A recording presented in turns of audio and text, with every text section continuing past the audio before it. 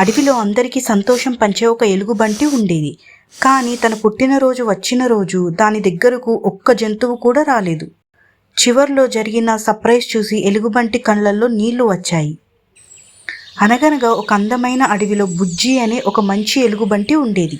అడవిలో ఎవరి పుట్టినరోజు వచ్చినా బెలూన్లు కట్టేది, పండ్లు తెచ్చేది, అందరినీ నవ్వించేది. జంతువులన్నీ బుజ్జి లాంటి ఫ్రెండ్ ఎవరూ లేరు అని సంతోషపడేవి. ఒకరోజు బుజ్జి లేచింది. ఈరోజు తన పుట్టినరోజు. అప్పుడు బుజ్జి తనలో తాను ఈరోజు అందరూ వస్తారేమో అని ఆనందంగా ఎదురు చూసింది. చెట్టు అలంకరించింది, చిన్న కేక్ కూడా తయారు చేసింది. సమయం గడిచింది.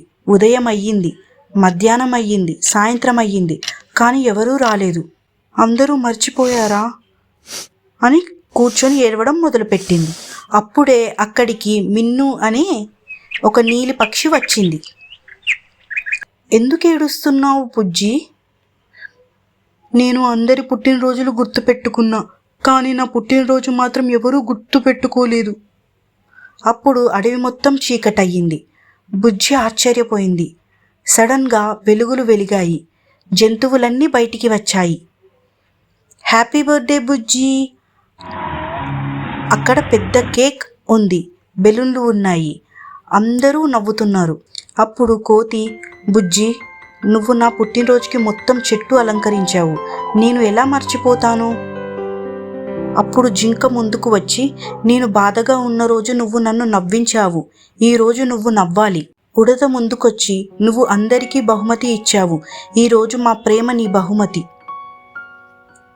అప్పుడు మిన్ను పక్షి, బుజ్జి, మేము ఆలస్యంగా రాలేదు, నీకు పెద్ద సర్ప్రైజ్ సిద్ధం చేస్తున్నాం. బుజ్జి కళ్ళల్లో ఆనందంతో కన్నీళ్లు వచ్చాయి. నాకు ఇప్పుడు అర్థమయ్యింది. అందరూ కలిసి కేక్ కట్ చేశారు. బుజ్జి నవ్వింది. స్నేహితులు అంటే గుర్తుపెట్టుకునే వాళ్ళు కాదు, మంచి మనసు పెడితే ఒకరోజు ప్రేమ తిరిగి వస్తుంది. అందరూ కలిసి కేక్ కట్ చేశారు. అడవి మొత్తం నవ్వులతో నిండిపోయింది. అప్పుడు బుజ్జి,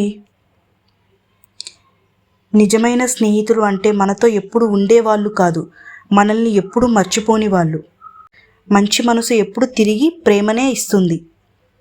ఈ కథ నచ్చితే కమెంట్ చేయండి. మరిన్ని మంచి కథల కోసం లిటిల్ మూన్ స్టోరీస్ విత్ స్వప్నాని ఫాలో అవ్వండి.